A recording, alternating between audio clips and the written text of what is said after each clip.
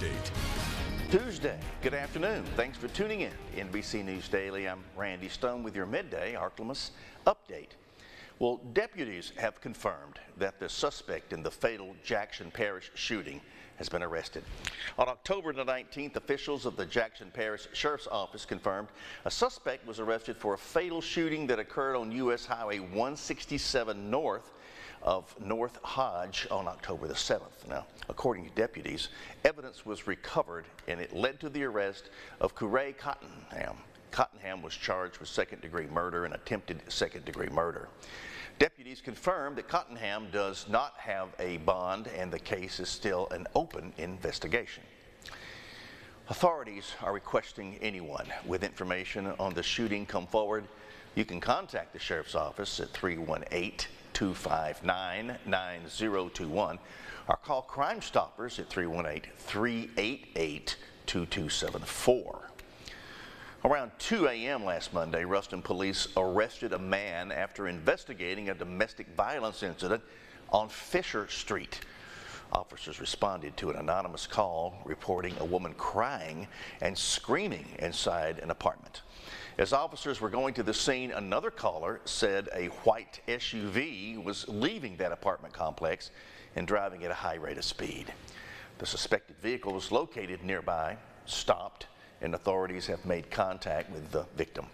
The victim said 51-year-old Joseph Panazzi had strangled her and beaten their 13-year-old son.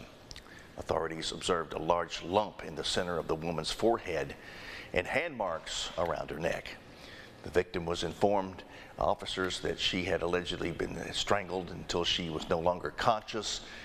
Panazzi was located at the apartment, taken into custody. He stated that the victim slipped on some liquid on the floor, and that he never touched her or the child.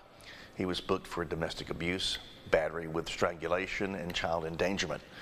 Domestic abuse of a child also. A bond was set for $75,000. In community news, with the holiday season approaching, the Salvation Army of El Dorado is asking for your help. The local food pantry is in need of donations. Last year, the Salvation Army distributed 15,000 food boxes compared to 12,000 boxes last year. Now, some of those items needed include macaroni and cheese, peanut butter, jelly, vegetables, canned meats, cereal, beans, rice, and much more. If you'd like to donate or find other ways that you can help, contact the Salvation Army of El Dorado at the number on your screen.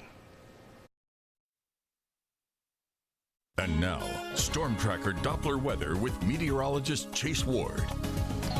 The clouds will slowly clear on out as we go into this afternoon. Expect plenty of sunshine, but temperatures are still going to be well above average in the upper 80s for across much of the Ark-La-Miss. Not expecting anything as far as rain today. Most of the nearest rain will stay well off into parts of Oklahoma and Texas. Overnight tonight, we'll still see a few more passing clouds and could be a bit partly to mostly cloudy going to early tomorrow morning. Temperatures will start off in the 70s, and then as we go throughout our Wednesday, don't expect much as far as rainfall. We have the remnants of normal that will move across Texas, and we could potentially see maybe a stray shower or two later on Thursday with our next frontal boundary, but not expecting really anything as far as widespread showers or anything like that.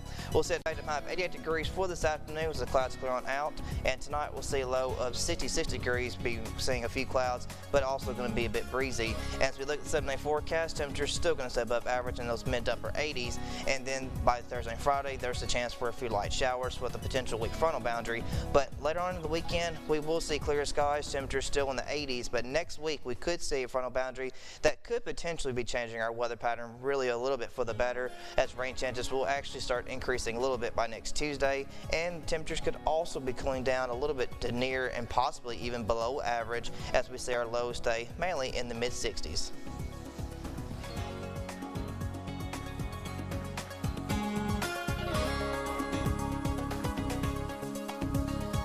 And that will do it for Tuesday for your midday update. NBC News Daily continues now. Let's check on our neighbors, take care of our pets. Have a good day. Be kind to each other. God bless you.